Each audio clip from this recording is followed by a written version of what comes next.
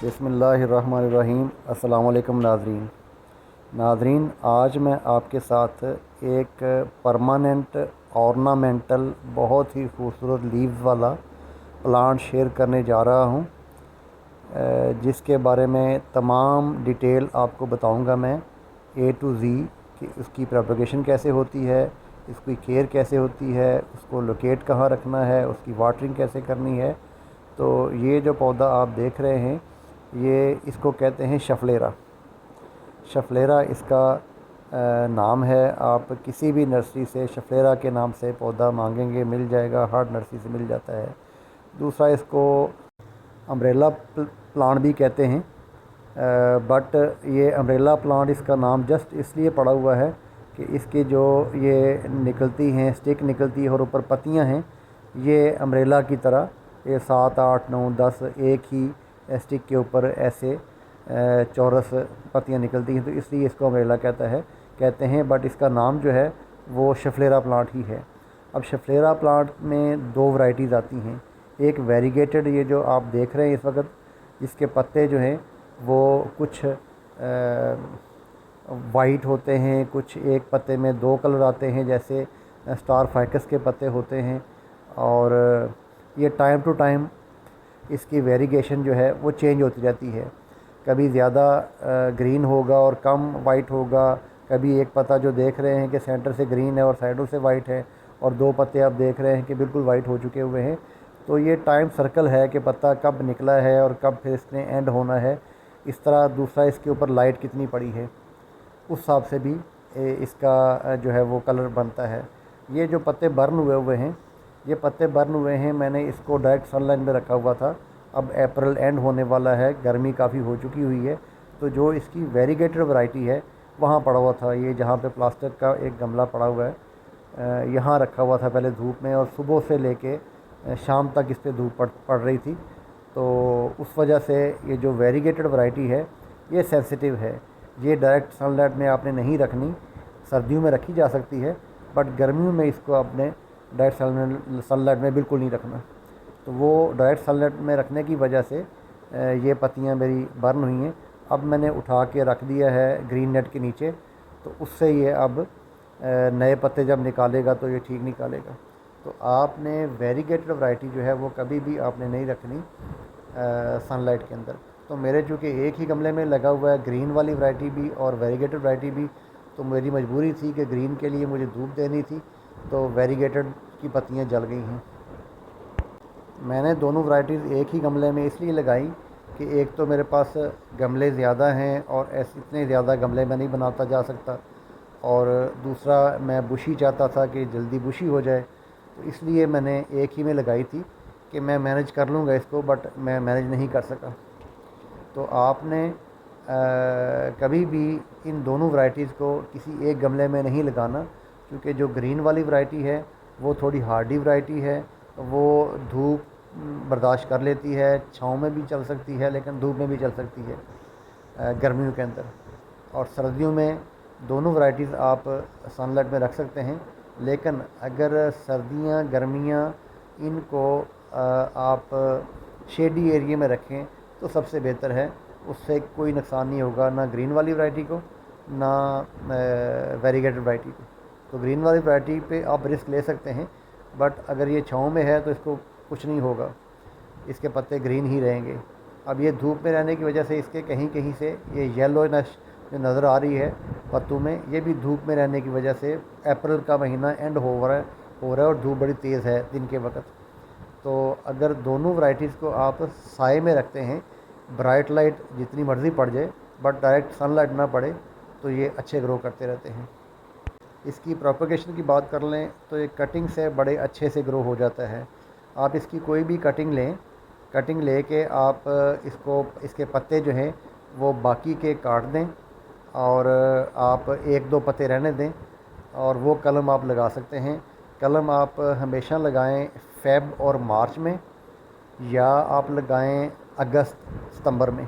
ये दोनों सीज़न्स में 4 महीने आपके पास हैं कटिंग लगाने के लिए, तो ये कटिंग लग जाती है, बड़ी इजीली लग जाती है। और सॉइल अगर कटिंग के लिए आप सैंडी सॉइल यूज़ करें तो सबसे बेहतर है। आपके पास कोकोपीट है तो उसमें लगा दें, कोकोपीट नहीं है तो सैंडी सॉइल में लगा दें। आप रिवर सैंड में इस तरह भी लगा सकते हैं कि 80% 90% रिवर सैंड हो और 10% या 20% आपके पास मट्टी है या भालू मट्टी है तो उसमें लगा दें, तो बड़े अच्छे से ये कटिंग इसकी ग्रो कर जाएगी। इसके सॉइल मीडिया की बात कर ली जाए तो सॉइल मीडिया आपने वेल ड्रेन ही रखना है। वेल ड्रेन रखने के लिए मेरी काफ़ी सारी वीडियोस हैं जिस पे मैंने सॉइल मिक्स बना के दिखाया हुआ है, आप वो देख लीजिएगा, पता चल जाएगा। वेल ड्रेन बनाने के लिए आपने बार बार मैं आपको बताऊं तो टाइम ही वेस्ट होगा। जस्ट इतना काफ़ी है कि वेल ड्रेन सॉइल मिक्स रखना है इसके लिए, चूँकि सॉफ्ट वुड होती है ये हार्ड वुड नहीं होती। तो ये और जितनी भी सॉफ्ट वुड या ग्रीन इसकी स्टेम रहती है, जो इसका ट्रंक है ग्रीन रहता है जिनका, उनको आपने हमेशा याद रखें कि उनकी जो सॉइल मिक्स है आपने बहुत ही वेल ड्रेन रखनी है, वरना ये ओवर वाटरिंग होके या ज़्यादा देर तक मॉइस्ट मट्टी रहने की वजह से इसमें फंगस लग जाएगी या इसकी जड़ें जो हैं वो गल जाएंगी, और पौधा जब जड़ें गलते गलते ऊपर तक गल जाएगा तो फिर आपको पता चलेगा फिर उस वक्त कोई हल नहीं है, पौधे ने डेड हो जाना होता है। तो एक बात याद रखें कि जितनी भी ग्रीन स्टेम्स होती हैं या ग्रीन ट्रंक वाले पौधे हैं उनको आपने ओवर वाटरिंग नहीं करनी और उनकी सॉइल मीडिया जो है वो वेल ड्रेन रखना है। इतनी सी बात आपने ध्यान में रखनी है। इसकी वाटरिंग की बात कर ली जाए तो जितने भी दोबारा बताऊंगा कि सॉफ्ट ट्रंक वाले जितने भी पौधे हैं उसकी वाटरिंग आपने मैनेज देनी है, ओवर वाटरिंग नहीं करनी। ना ही बिल्कुल ड्राई रखना है कि आपने हफ्तों पानी नहीं दिया, और ना ही आपने ओवर वाटरिंग करनी है कि पानी लगातार खड़ा है या उसकी मट्टी बहुत ही गीली है, ऐसा नहीं करना। मट्टी जब आपकी खुश्क हो जाए, ऊपर से 2 इंच कम अज़ कम आप डिग करके देख लें, जब मट्टी ऊपर से कोई 2 इंच खुश्क हो जाए उस वक्त आपने पानी देना है, उससे पहले पानी नहीं देना आपने। अच्छा, ओवर वाटरिंग या डायरेक्ट सनलाइट में रखने का नुकसान क्या होता है वो दिखाता हूँ मैं आपको। ये देखिए, जस्ट मैं हाथ लगा रहा था पौधे को दिखाने के लिए तो ये वाला पत्ता गिर गया।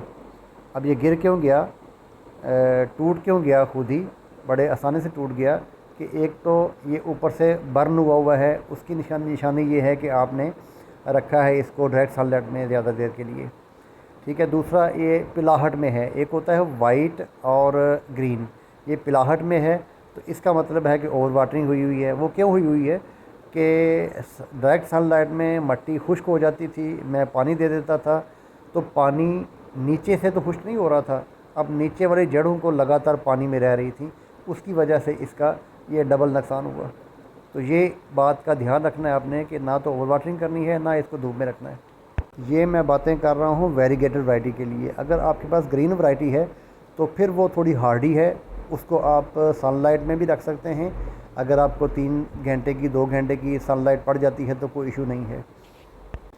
अब बात कर ली जाए इसकी फ़र्टिलाइज़र की, तो फर्टिलाइज़र आप फ़ेब से लेके मई तक हर महीने या 15 दिन के बाद DAP, NPK 20-20-20 या आप वर्मी कंपोस्ट या पत्तों की खाद ये दे सकते हैं, या आप गोबर की खाद भी दे सकते हैं, मिक्स कर सकते हैं, या आप लिक्विड फर्टिलाइज़र भी, जो भी आपको पता है लिक्विड फर्टिलाइज़र, वो भी दे सकते हैं आप। ये regular time to time fertiliser देने का बेनिफिट ये होगा कि इसकी ग्रोथ अच्छी होगी, ये ज़्यादा बुशी होगा और इसके पत्तों का जो कलर है वो अच्छा रहेगा, शाइन रहेगा।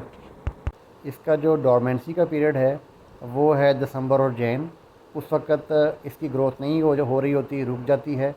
अगर आपने पॉली हाउस का अरेंजमेंट रखा हुआ है तो उसमें फिर पॉली हाउस के अंदर भी ग्रोथ होती रहेगी, इसके पत्ते इसी तरह ही चमकदार रहेंगे, बुशी बनता रहेगा, नए पत्ते आते रहेंगे। अगर पॉली हाउस का अरेंजमेंट नहीं है तो फिर वो डोरमेंसी में रहेगा, उस वक्त आपने ना तो इसकी कटिंग करनी है, ना ही इसने प्रूनिंग करनी है, ना इसको कोई फर्टिलाइज़र देनी है आपने। और फिर फ़ेब से लेके अक्टूबर नवंबर तक इसकी ग्रोथ होती रहती है। इन महीनों में आप इसकी प्रूनिंग भी कर सकते हैं, आप इसकी कटिंग भी लगा सकते हैं। सबसे ज़्यादा अच्छे टाइम तो मैं बता चुका हूँ, लेकिन आप इन वो 4 महीने जो आपको बताए हैं उसके अलावा भी कटिंग लगाना चाहें तो लगा सकते हैं, फिर वो ये होता है कि आपने उसकी कटिंग जैसे आप लगाते हैं मनी प्लांट की, कि पानी में लगा दी कटिंग, तो आप पानी में कटिंग लगा सकते हैं। कोई 40 दिन के 45 दिन के बाद इसकी रूट्स बन जाती हैं जब, तो फिर इसको आप मट्टी में शिफ्ट कर सकते हैं। उन महीनों में जो गर्म हैं या बहुत ठंडे हैं, उन महीनों में कटिंग अगर लगानी है आपने तो। अच्छा, इसके लिए एक और मज़े की बात ये है कि आप इसका बोनसाई भी बना सकते हैं।